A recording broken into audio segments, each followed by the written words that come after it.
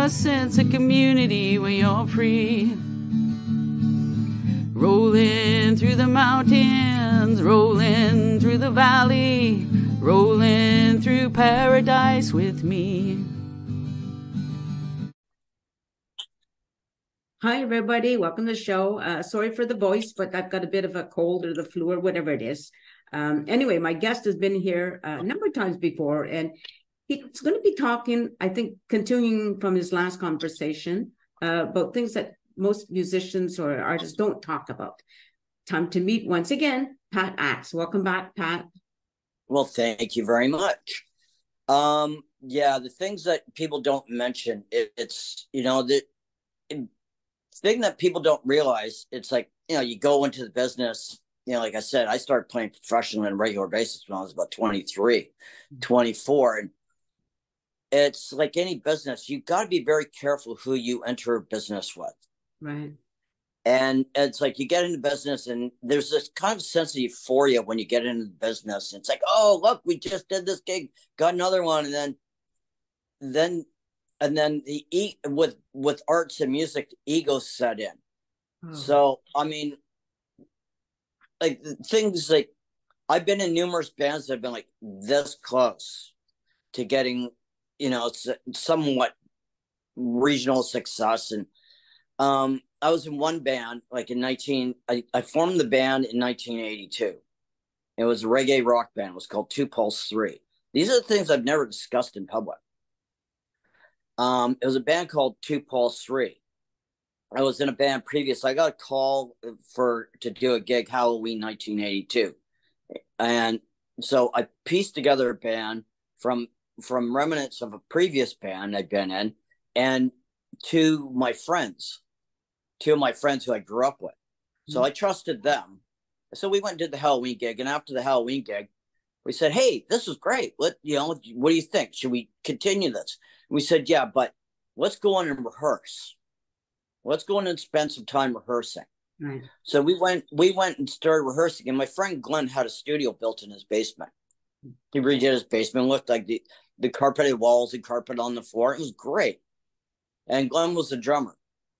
So we rehearsed for 4 months and we got a bunch of original material down. And it was like continuation of the previous band I was in, Burning Desire, but it was more focused on original material and some classic rock. We were doing like Message in a Bottle, Sympathy for the Devil, Evil Ways, and we weren't doing the George Benson stuff anymore or Journey. And so we played original. So that band became the darling of the town in Toronto. We got our picture in the newspaper. We entered a songwriting contest and we had a buzz. And we were playing like, we did like in a space of like 6 months, we played a lot of places and packed them. So there was a buzz about us. People were interested in booking us. And, this.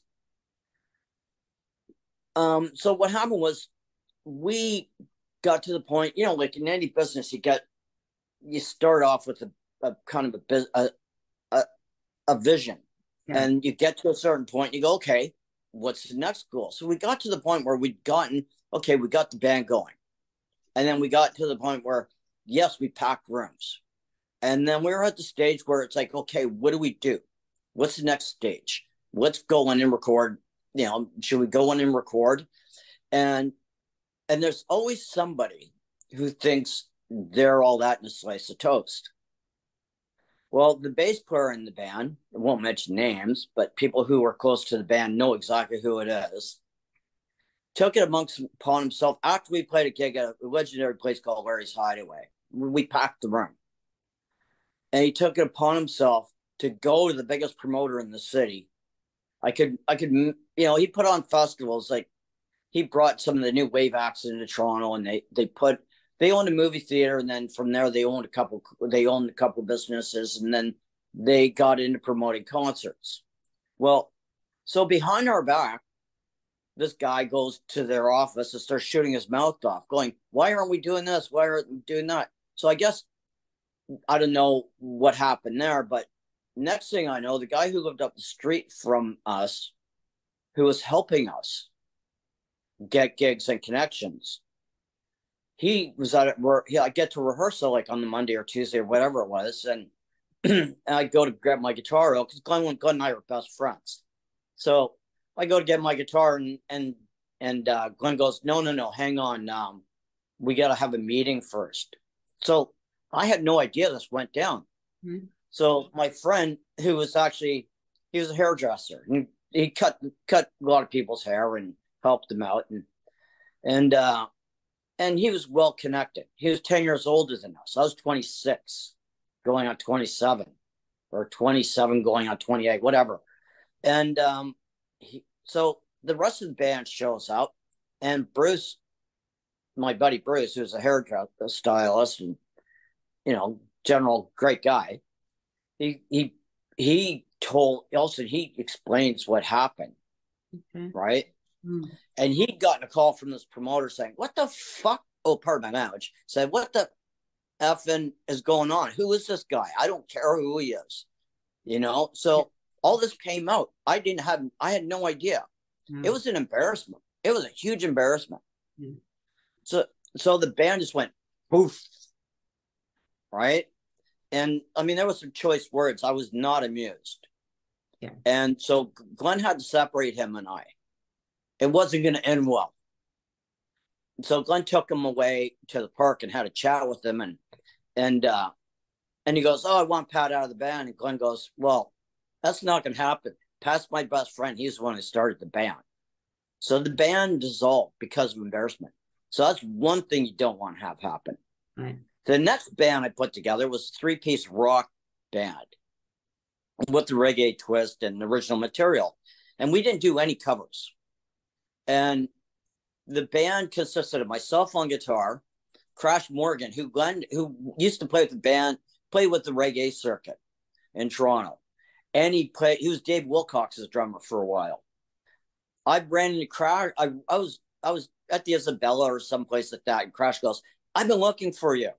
He specifically went looking for me. He found me, and then we put together the band. I brought Cliff in the band. Things are going great, but Cliff had a dual citizenship. All of a sudden, the band's going great. We're playing legendary clubs. We're playing the Horseshoe.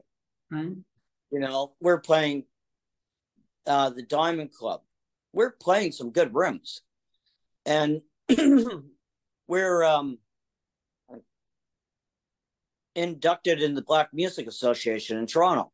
I mean, I was accepted amongst that community. Well, Cliff took it upon himself. Like after we sunk almost a year into this project, Cliff decides, "Oh, I'm moving to New York." Well, there goes that band. After it's like you build it up, and these are the kinds of things that people don't talk about. It's like, oh, you build it up and you put all this work into it, and you're expecting some fruition at the end of the road, and it just turns to nothing. Right. So within the space of 2 years, I had 2 bands tank. Wow. And then then there's bands that you're in, and they're going to run out of steam or whatever. That's fine. But I was in a band called Ernest Lee and Cotton Traffic, and I can say his name because he's passed away since, and I don't care. When something directly affects me, I'm gonna call it. I was in a band called Ernest Lee and Cotton Traffic, and the album was produced by Doug Johnson, who's a keyboard player on Loverboy. And we were at the Yale, and Kenny Wayne Shepherd, who's a guitar player, from the States, and he was opening up for Leonard Skinner at BC Place Stadium. And this is, I think, 97 or 98.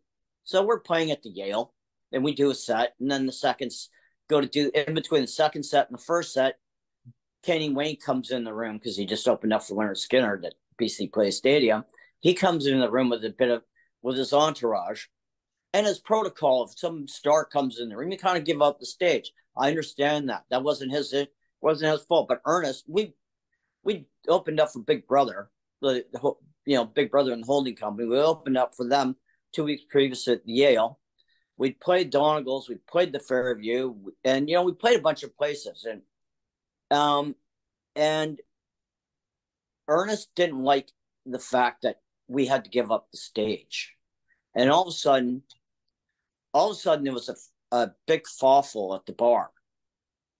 And there was another situation where it's like everything just exploded. There was a fight at the bar with Ernest and the guy who's trying to manage the band.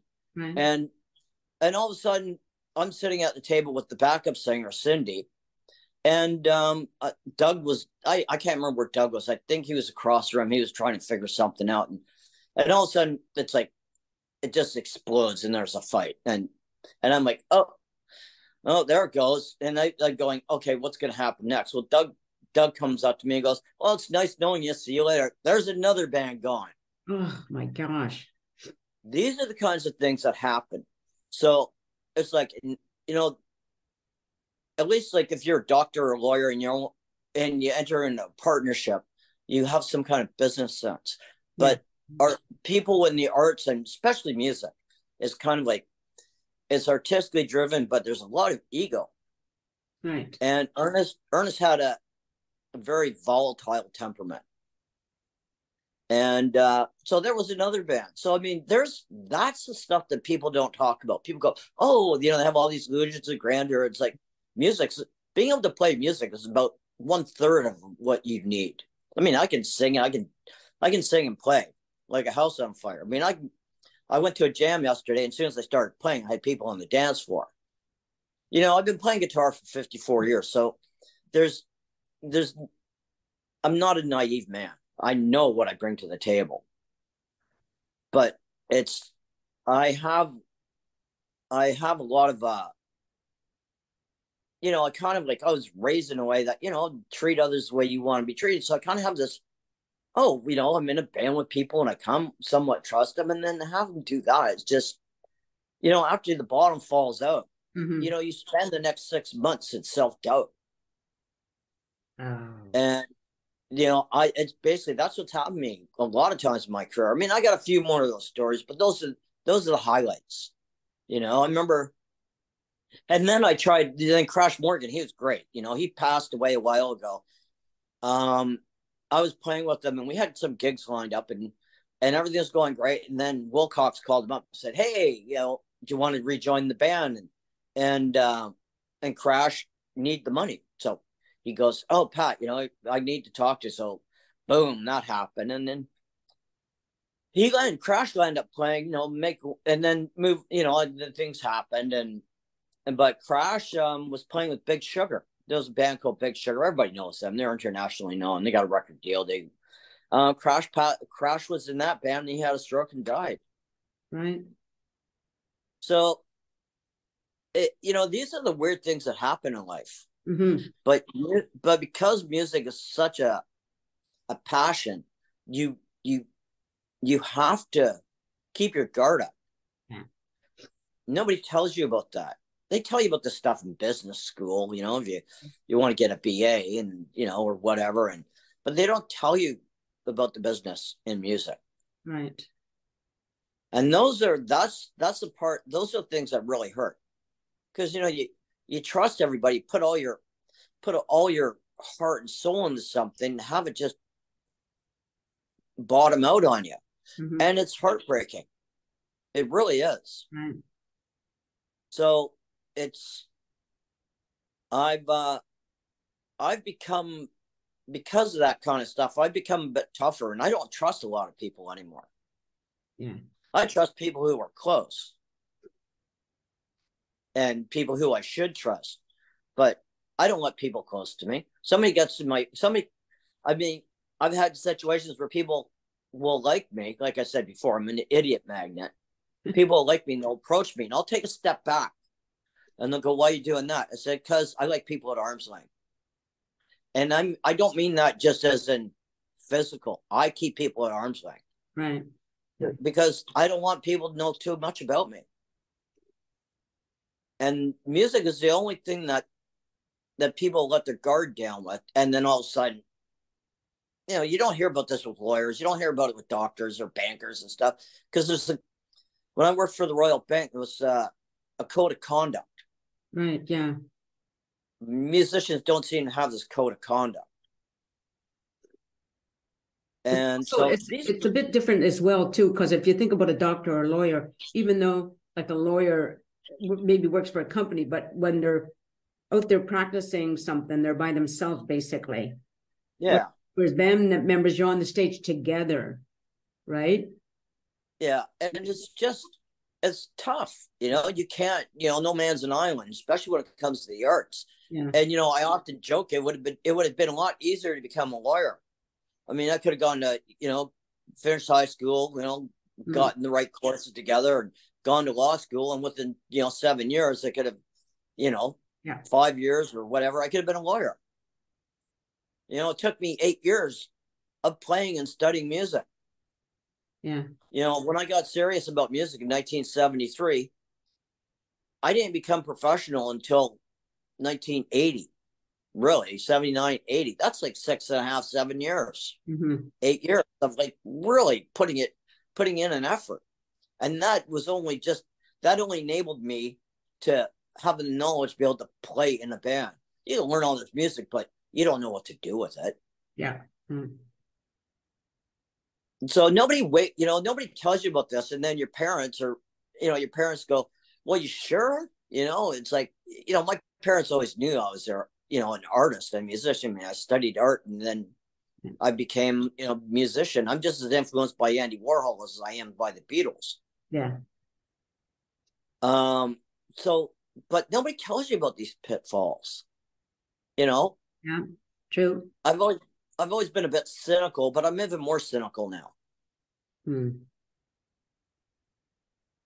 So yeah, that's what happens. You trust in people, and then it just.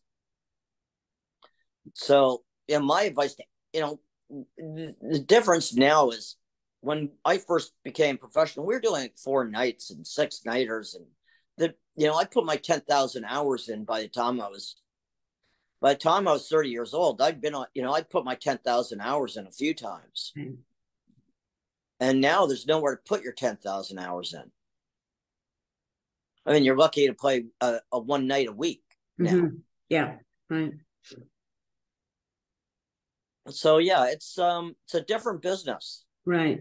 So it's a good note for young people who want to be in a band, and they have to, like you said, if you have your lifelong friend, then you have some coming in that you're don't know all that well. You don't, how do you mesh together? How do you stay together? How do you move forward? Right. Yeah. And that's the tough part, just, it's like, you got a family, even a family, you put 4, like with me, I come from a family of 4 kids. We don't always all get along. Yeah, of course. We have a clash of personalities. As you know, you got brothers and sisters, and you don't always get along, especially when stressful times happen, because everybody's got their own agenda. For sure. For sure. So it's my only thing is, I wish I wasn't so naive when I got into it. And how do you work with somebody, that has a big ego? Like, that's another thing that's got to be really difficult, right? Well, I was a teenager in the early 70s, and we grew up watching Monty Python and all that. So sense of humor comes in handy, and being honest with people. If somebody doesn't like something about me, it's like, fine, tell me. Yes. But, but I'm not going to take it sitting down if I know I'm right. Yeah. I'm not hard-headed. I'm strong-willed, and I'm an artist. So I know what I bring to the table. Right. So it's like, so what? Yeah, you got ego, and I give as good as I get. You want to try to take the piss out of me? Bring it on. I can take it. I can also give it. Right. Those are for people to like I said, if you're out there wanting to start a band, you got to really know who you're working with. Yeah. The different personalities. I mean, 3 doesn't always work. 4 doesn't always work. It's the way it is. Right. I worked for a company where there was 3 owners. That soon fell apart because 2 will side against the one. It's like, doesn't always work out. And sometimes you're dealing with, like in a business, you got to talk to one of the boss. You got to talk to somebody, and it's like usually there's like a chain of command. It's like, that person is the PR person. This person is the file is the accountant, and that person is the figurehead, and then they switch sometimes. Right. Yeah. It's so it's sometimes but that's what happens. That's what happens. I've said to people when I've been in a sarcastic mood, it's like, they go, "What do you mean?" I go, "Read a book." It's like, wake up, understand what you're dealing with. Yeah. It's like, I've dealt with, what's that? On the other hand, when it really works, it's awesome, isn't it? Yeah. Yeah. When it works, it's great. Yeah. But, sometimes it works I've been in bands where it's like, it sounds great for 6 months, and then all of a sudden you start repeating yourself. and just like, I'm bored already. Yeah. When I get bored, I get very contemptuous. Uh-oh. When I get bored, I push it. I push it to the limit. Right. And I go through cycles where it's like, I very seldomly do the same painting twice. It's like people go, "Hey, why don't you do another one of those?" I go, Been they there. go, "Yeah, same." I go, "No." I said, "I'll do it in another medium, or I'll do it 3 times the size, or do it, 1/4 the size, but I'm not doing that again." Right. Been there, done it. Yeah. Well, I think that's been some really good pointers, though, some important issues to bring up, so that, as I mentioned, for young people starting out, or don't even have to be young, but if you're being a solo performer is one thing, but when you're in a group, whether 2, 3, or 4, whatever number, it's just totally different issue, right? Yeah, it's like a lot of people don't treat it as a business, and it is a business. It is a business, yeah. And that's where musicians, that's where that line I use, read a book, because I've met musicians who are artistic and they're intuitive, but they're not. Some of them aren't the smartest, aren't the sharpest tools in the shed. So it's like, that's where that line comes in. It's like, well, what do you mean? It's like, read a book. Right. And it's got to be hard, if you think about, like, the Beatles is a good example. There's 4 players, right? Mostly it was John and Paul got all the accolades more than the other 2, but the other 2 were an important part of the band. But as George Harrison said, sometimes he felt like he was in the sidelines watching what was going on. Yeah. But they needed him. They needed him as much as they needed Ringo, as much as they needed each other. It would never have worked otherwise. Right? No, well, I mean, George Harrison is my favorite musician of all time. Is that right, eh? Yeah. I mean, I got a slide tune on my album, which I wrote, and it's a tune called George. And basically it's a tribute to him. But my dad's name was George, and when I was playing around with an open tuning, my dad walked in the room and went, "Oh, I like that." And so I basically went, "Oh, okay." My dad liked it, and then it was kind of the George Harrison type song. So if anybody wants, there's a plug for me. If anybody goes to YouTube, look up Pat Axe. My album's on there. There's an instrumental called George, and that's where it comes from. Right. Now we'll stop it right there, because that's a good point for everybody. You've been listening to Pat Axe. He's on YouTube. It's Pat Axe, A-X-E. It's easy enough to read. Well, you'll see his name when I render it. And check him out. And he's got a lot of good music out there for you to listen to. He also has great artwork, by the way. Stay on camera, Pat. So thank you, everybody, for watching the show. I hope you continue to do so. Hey, and I'm looking for subscribers. Gosh, I got a few, but it's slow going. Anyway, take care, everybody, and peace out.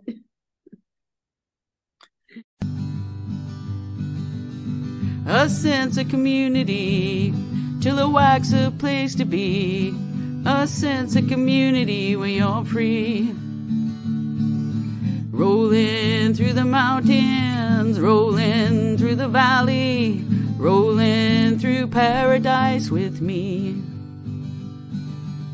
It's multicultural, You're sure to see it all. Chilliwack's the place to be, you'll see. Come party in the park, go dancing after dark. Chilliwack's the place to be, you'll see.